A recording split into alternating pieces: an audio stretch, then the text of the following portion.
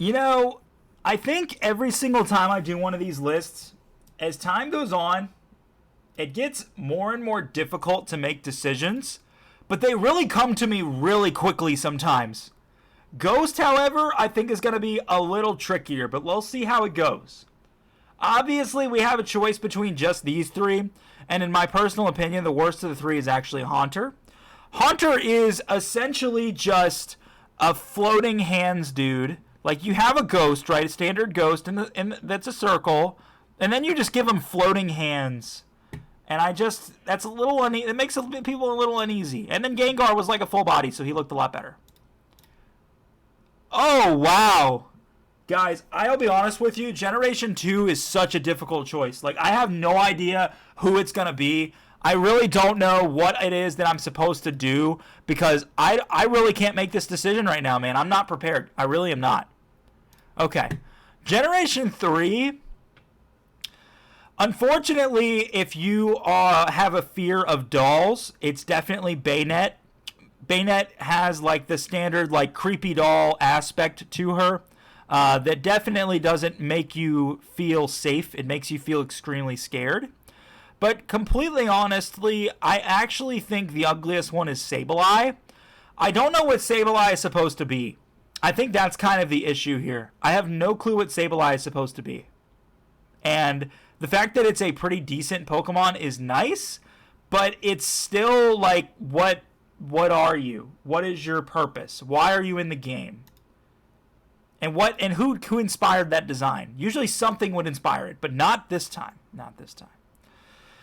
Generation 4, we have a balloon, a blimp, a witch, a circle, a fat guy, a dragon, a Bluetooth device that possesses other devices. What would you call this thing? Basically electricity, and then another ghost of some sort. I want to speak on something just because I've thought of it. No one asked for Frostlass to be in the game. Like, nobody asked for this Pokemon to be in the game. I don't know why they thought, oh, Glalie isn't strong enough. Let's make an alternate evolution. Nobody asked for Frostlass. Everybody likes Glalie. It makes no sense. Not to mention, Glalie got a Mega and Frostlass didn't. Now, the good news is Frostlass actually looks pretty good, so it's fine. But Spiritomb is just a spirit coming out of some sort of rock. I don't understand. I don't know why you're in the game. Okay? Generation 9.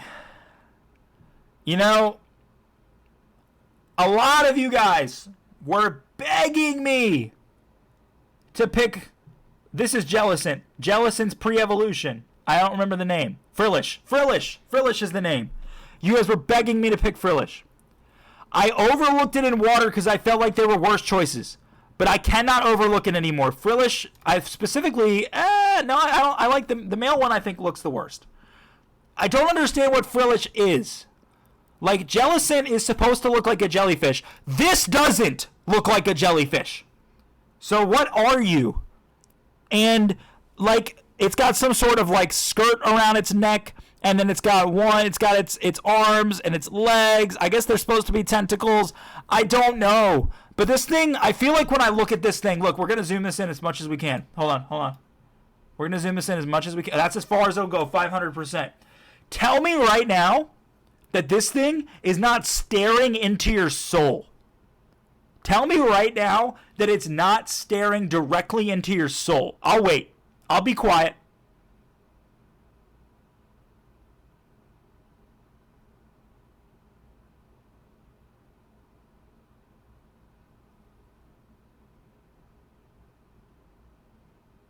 Okay, joke's funny enough. Now, that I will say about this thing is that it's not a bad Pokemon per se, but it just is a little bit Nightmare Fuelish. I just don't know if it should exist, in my personal opinion. Generation 6 has my favorite ghost type ever, Aegislash. Aegislash is awesome! Okay? Now. Then you have a pumpkin. Oh, that's a cool idea. Let's make a pumpkin Pokemon. No one said no one ever.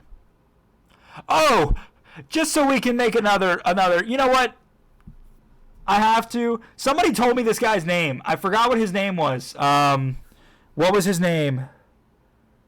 I already forgot it. It's the clown guy. Now look, I want to tell you guys a story, okay? So, in my grandparents' house, they always, because they were great grandparents, they were excellent grandparents, they always had candy bars in the basement, right? And so when you go in the basement, you're always going down to the basement to get a candy bar, because when you're at their house, you can have as many as you want, because good grandparents spoil their grandchildren. It's the best ever, right? So when I was a kid, I used to go over there. I'd go downstairs to the basement to go get a candy bar, and in the basement there is also a picture of a clown. It is a painting of a clown that my grandfather bought at a yard sale. Well, that clown painting might just be the scariest thing that a kid could ever look at. And unfortunately for me, I now cannot and will not ever be okay looking at a clown ever again. Not to mention, let me tell you another story. And keep in mind, this is something that went on for so many years, where anytime you needed a candy bar, the clown picture would stare at your soul, okay? It would stare at your soul. It was so scary. Now, let me tell you another story. Another story.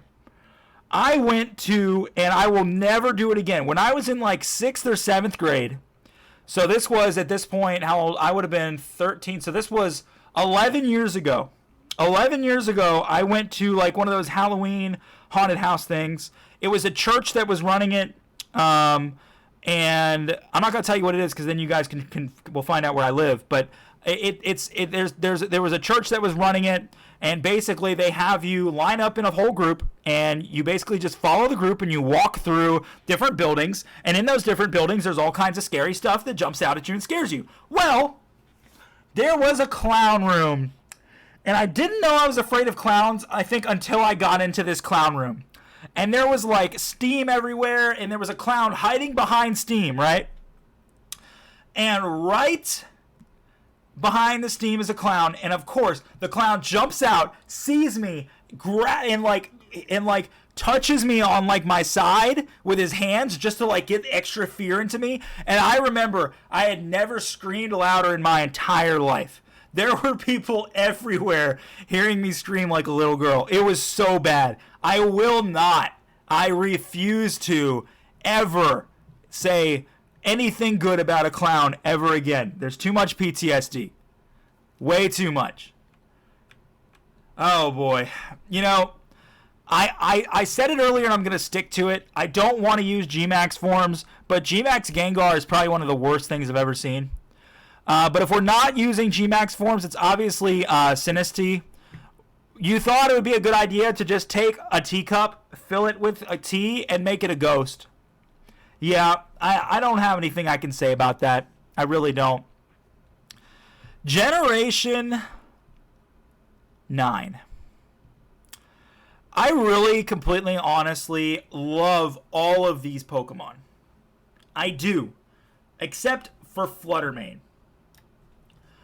Fluttermane is literally Misdreavus with a long mane, I guess is what they were going with. My problem with it is it's just not different enough to look cool.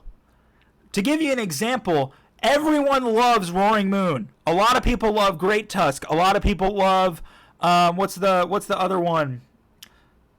Screamtail and Brute Bonnet. People love those. Fluttermane is just Misdreavus with a little bit more hair. Not creative. They didn't think well enough on that. So what's the worst? Well, I only sat there and told you a story for 5 minutes, so I don't know if I need to explain that one. If you guys enjoyed the video, please be sure to hit the like button. I would really appreciate it. I am excited to, get back into the swing of things. I will have Dragon types out tomorrow. I'll see you then.